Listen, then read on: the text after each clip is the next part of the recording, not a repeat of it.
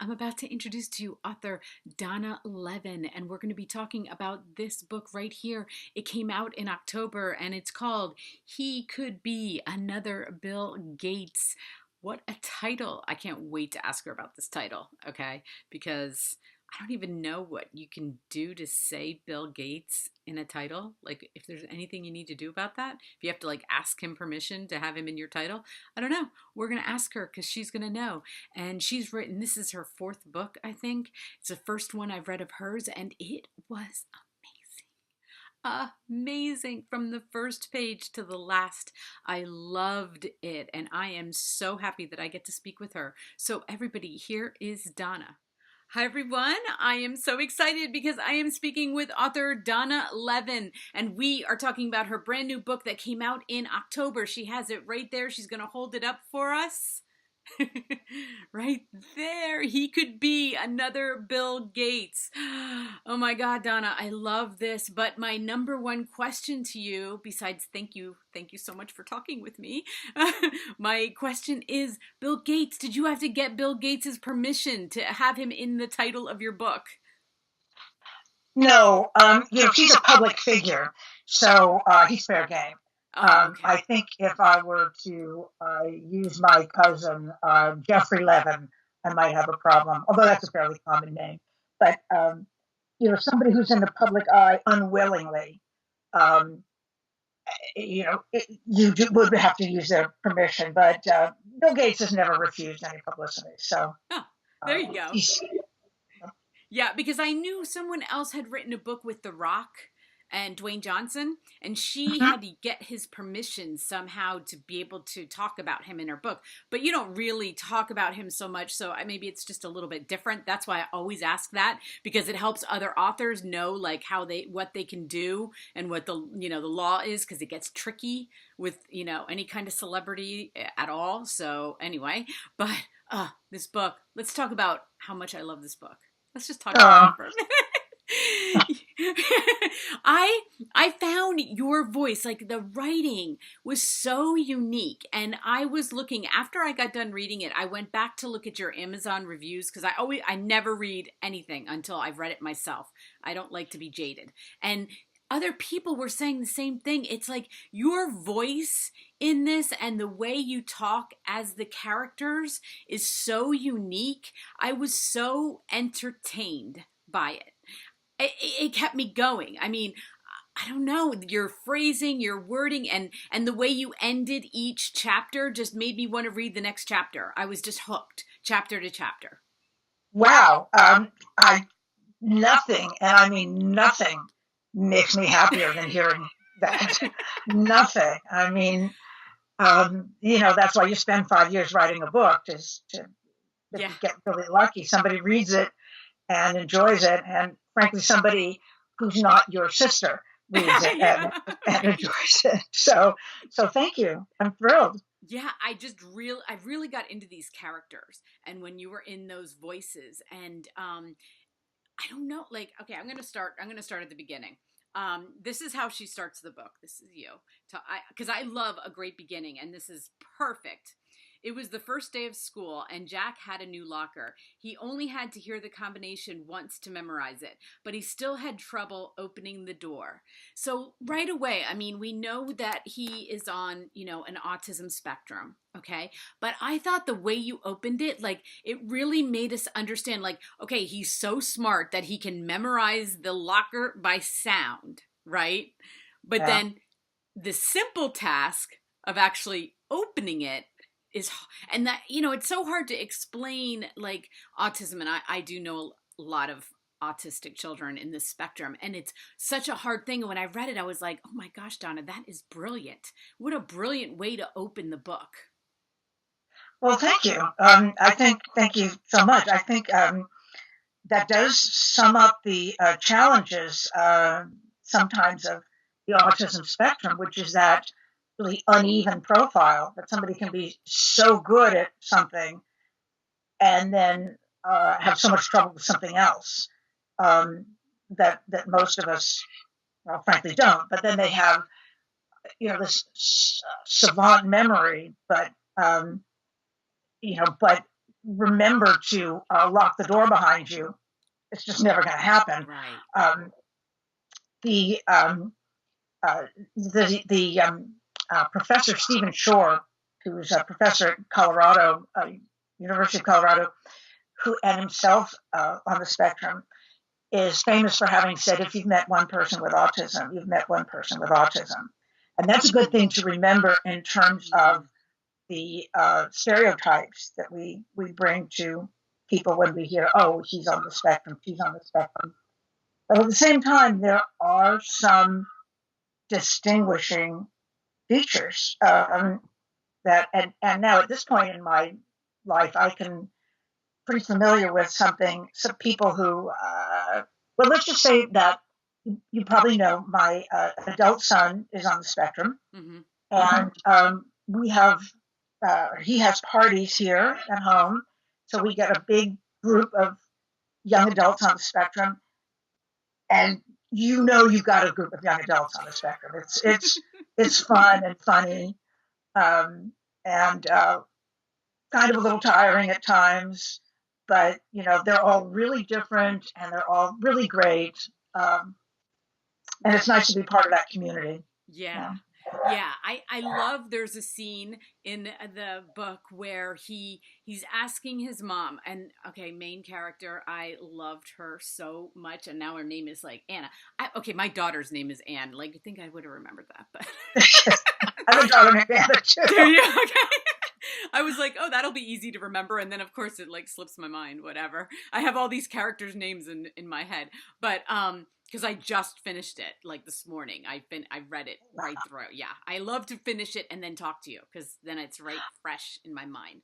But there's a scene and this is not a giveaway or anything, but he is asking her, Jack is asking her if he can drive. He wants a driver's license. Okay. Yeah. And they're in the grocery store and she's trying to distract him, which we know that's just almost impossible once they've got a question in their head, right?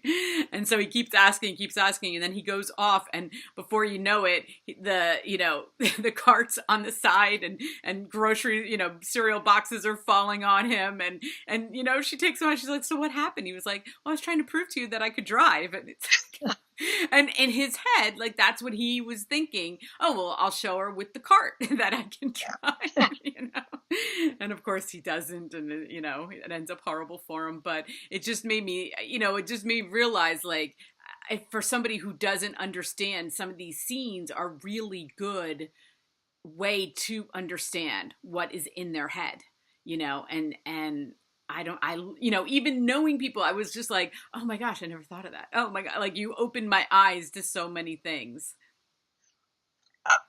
Like I said, I thank you so much. I'm going to be flying high from this for the next week. Oh, good, good. So let's talk about Anna. The one I couldn't remember her name, whatever. You know what? I identified with her so much. First of all, I have been through a divorce. Okay.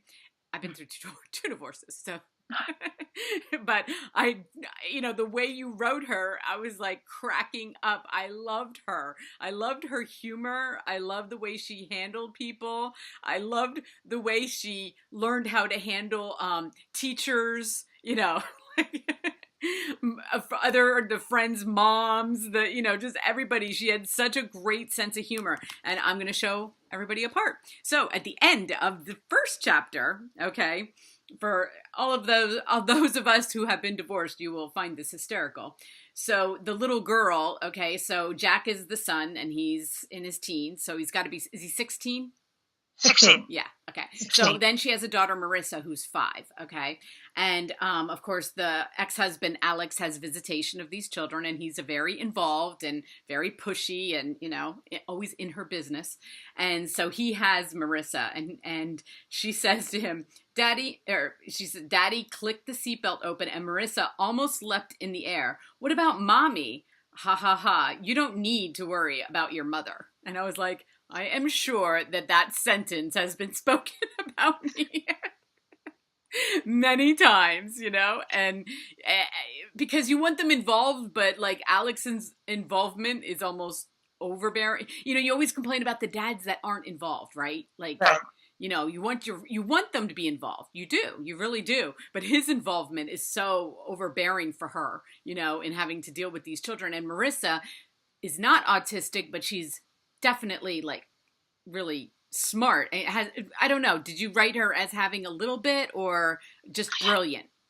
No, actually, I was thinking of her not gifted the way Alex imagines, but just very precocious. Okay. She's a very intelligent girl, but she's still a little girl. Right. And he liked to control her in a benign, benevolent way. But but in his way. He's a very much a my way or the highway kind of guy. Yeah. And speaking of divorces from the male perspective or the female perspective, I don't think I've ever I've rarely talked to a divorced man who didn't claim his ex-wife was crazy. Right. That was one of my... Exactly. Well, she was crazy. You married her, jerko. Yep. Take some responsibility for that. But it's all her. It's all her. She's crazy. She da da da da da da. And I guess it's not. I'm sure that's not universal, but I've seen it as a pattern that makes me. I do think it's pretty universal. Oh yeah, I know that I've heard from my children, about my ex-husbands that they have uttered those words, that it was me. It was, your mother, your mother. The crazy one. But I do think that, so when she's out dating, what I love is how you made it, because I was thinking the same thing. This is why I related to her so much. It's like, as soon as a man who was divorced would approach me and start, and then inevitably you're talking like, oh, you've been married, and oh yeah, but she was crazy. Like right away, you're just like, of course she's crazy, like I used to always think like, okay, but she divorced you, so she's not that crazy, I guess. So she must have something on the ball right away. Right. Like I always saw it coming, and so did Anna. She always saw it coming because she just knew that was going to be the next thing, and and I used to be like, right, Anna, I know, me too. I heard it all, I know it's like I could have heard my ex-husband's words through the other men, what they were saying. But we're not going to give any giveaways to, some of these other women. So you got to read the book. You have to read the book. Please read the book. Please read the book. No, this is your fourth book. Okay, but it's the first one I've read of yours. It is amazing. I can't wait to tell everybody about this book. I've already told people, but I can't wait to tell everybody on my, in my social networks, because I love finding these books like, these jewels that I'm like, oh my God, no, you have to go read this book. Like you have to. I love finding that. And that's what made me so happy as I'm reading it. I was like, yes. I like talk to you I always talk to the authors while I'm reading it. I like cheer you on. I'm like, oh my God, Donna, that was brilliant. Oh my God, I see where you're going with this. That was so brilliant. I don't know if it shows on Skype that I'm blushing or not, but I am. Well, anyway, but you also, what I found interesting is, so this is your fourth novel, but you also wrote a book about writing novels. Yes, wrote two, actually. First called Get That Novel Started, and the second called Get That Novel Written. The second one is the one I'm really prouder of. And I actually think that I maybe wrote them a little too early. Writer's Digest approached me with the idea of writing the first book, and it's so hard to get a book contract that you're not going to say, no, I want to wait till I'm more mature. Right.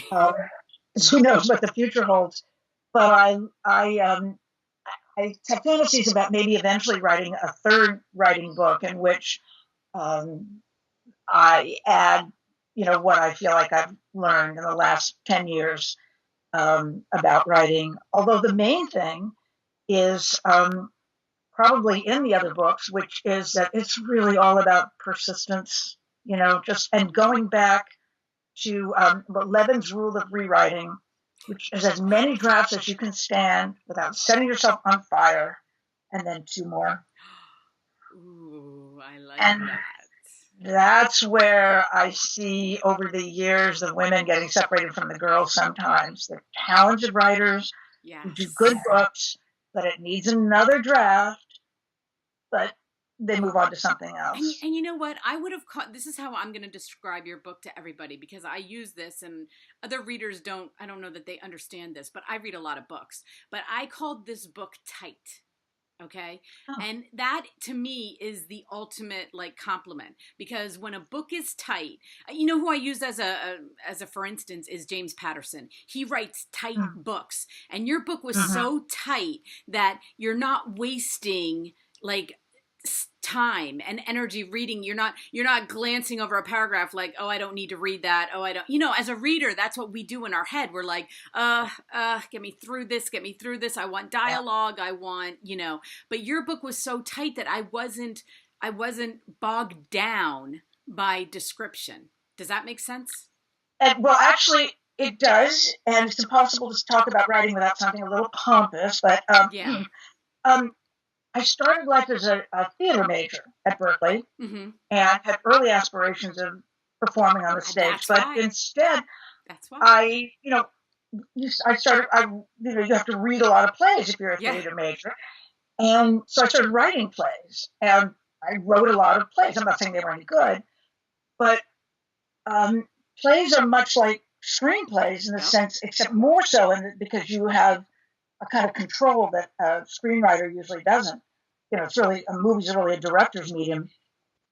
But I think that scene by scene by scene structure that I do use comes from a playwriting background. Yeah. Now I see it. I get it. I totally, now I'm like, oh, of course. That is why, because I think that authors that do start off writing in that setting, do tend to not have the fluff this so much that, as readers, we get like, we're on page 100 and we're like, okay, trying to just get through some of it.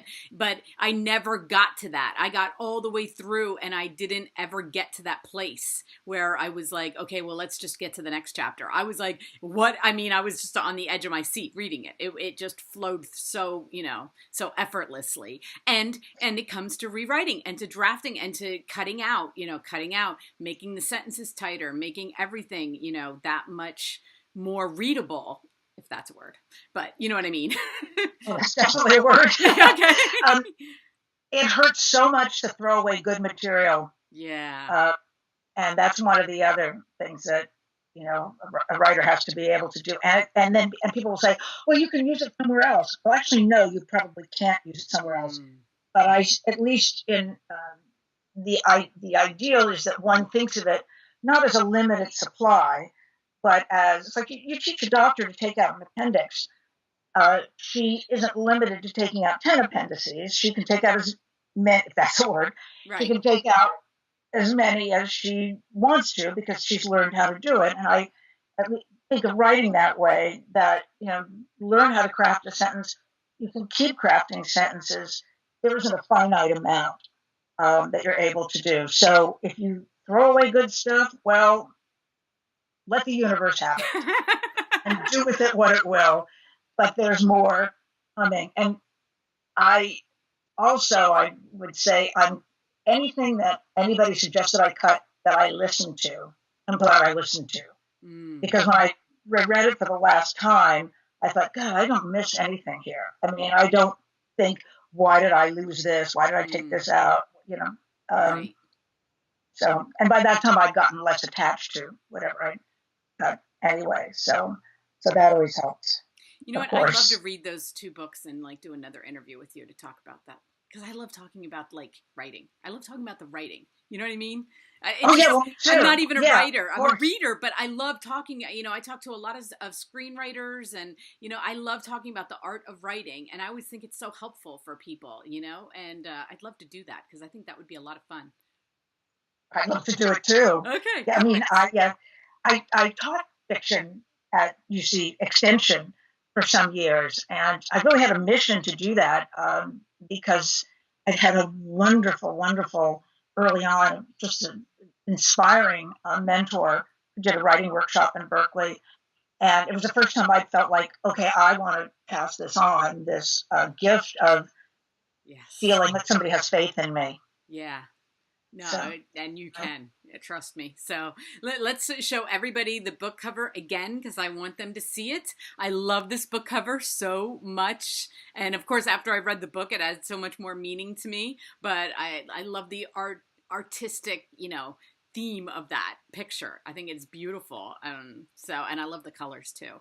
But anyway, we will talk again, Donna. I'd love to talk to you again. And, we'll figure that out. So. Okay. Okay. Sounds great. Okay. Well, I'm going to have all of Donna's links listed underneath here. This book was out in October, so the Amazon link is going to be here. All you got to do is hit the link. It'll take you right to the book, and you can buy it today. You can get it on Kindle, and you can have it today. So thank you so much. I feel so blessed to have read this book. Oh, thank you. Thank you. Have a great day. Thank you, you too. Okay. Bye-bye. Yeah, everybody, I want to talk to her again. Okay. She's amazing. It does not surprise me that she taught writing because this woman can write. Okay, this book is so good, and I've said it 100 times already, so I hope she didn't get tired of hearing me say that. But I love when I find these books and I'm like, oh my God, everybody has to hear about this book, and this is one of them. It makes me happy to be a reader, okay, and it makes me so happy to be able to tell other people. And so all the links are going to be listed below. Go get the book. It's a quick read. You can read it in a weekend, and you will love it. So thanks for watching. Please hit like if you enjoyed our talk, and please subscribe. I put out videos every single day. Have a great day.